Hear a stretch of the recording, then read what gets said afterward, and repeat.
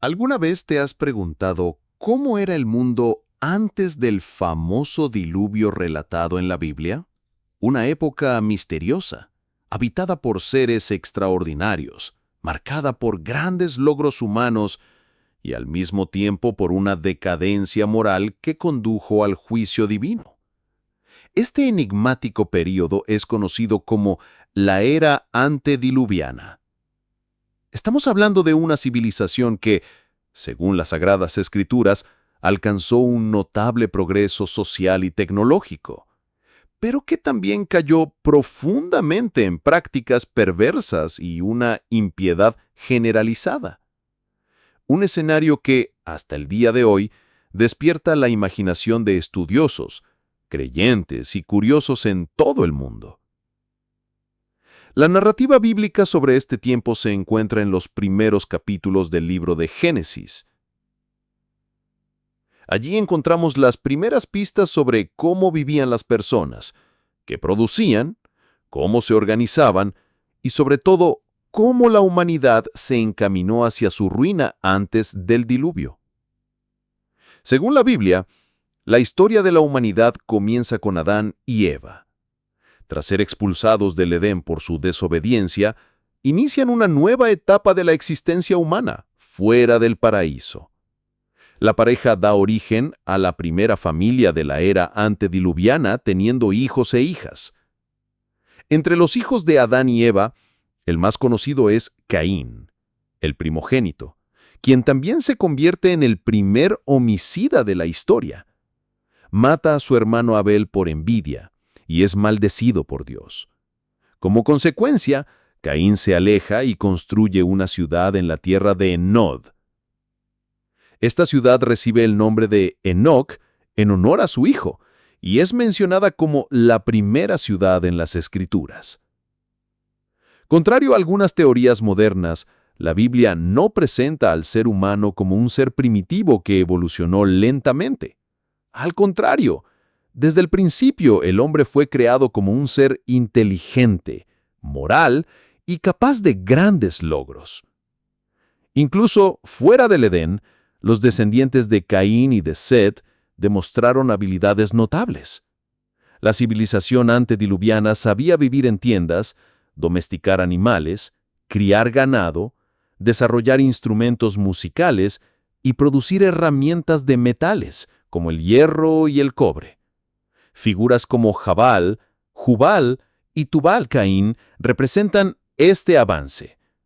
Estos nombres están asociados con la vida pastoral, la música y la metalurgia, áreas esenciales para cualquier sociedad desarrollada. Esto también se evidencia en la historia de Noé.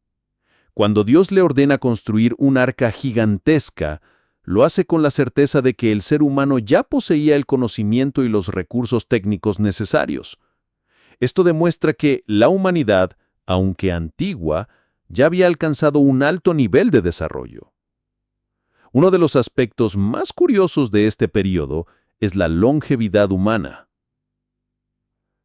Las genealogías bíblicas relatan que muchos vivieron cientos de años. Por ejemplo, Matusalén habría vivido 969 años.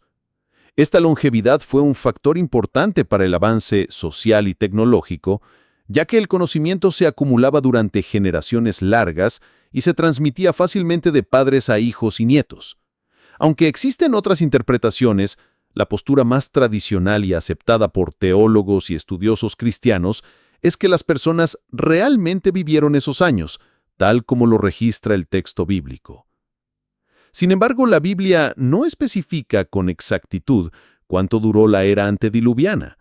Algunos estudiosos han intentado calcularlo con base en las genealogías de Génesis 5, pero el consenso es que esas listas no buscan una cronología rigurosa, sino resaltar linajes importantes en el plan divino.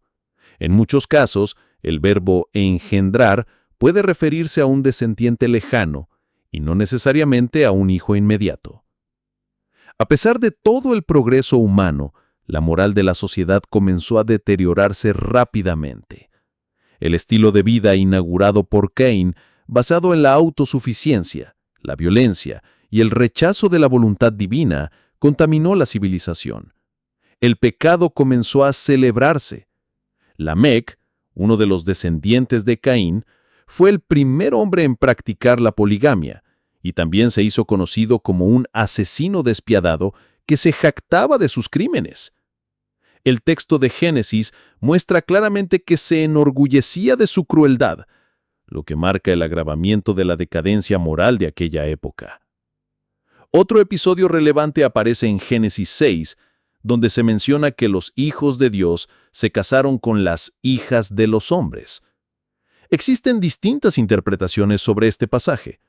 Algunos dicen que se trataba de una unión entre ángeles caídos y mujeres humanas, pero la visión más coherente con el resto de las Escrituras es que estas expresiones representan la unión entre los descendientes piadosos de Set y los impíos de Caín, lo cual resultó en una humanidad aún más corrompida.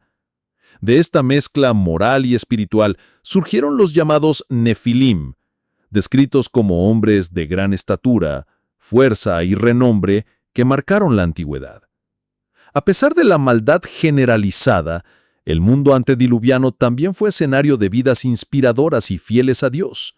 Un ejemplo es Abel, quien, aunque asesinado, fue recordado por su fe, incluso en el Nuevo Testamento. Otro destacado es Enoc, quien caminó con Dios de forma tan íntima que fue llevado por el Creador sin experimentar la muerte. Su historia es breve, pero poderosa. Y finalmente, Noé, un hombre que se destacó por su integridad en medio de la corrupción. La Biblia dice que fue el único justo en su tiempo, y por eso él y su familia fueron los únicos salvados del juicio divino con el diluvio. La condición espiritual y moral de la humanidad llegó a tal extremo que la paciencia de Dios se agotó.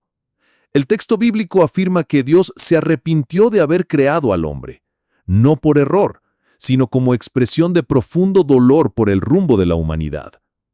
Entonces vino el diluvio, el gran juicio que destruyó toda la civilización antediluviana. El apóstol Pedro en el Nuevo Testamento explica que el mundo de entonces pereció anegado en agua. Esta destrucción total no fue solo un acto de castigo, sino también una advertencia.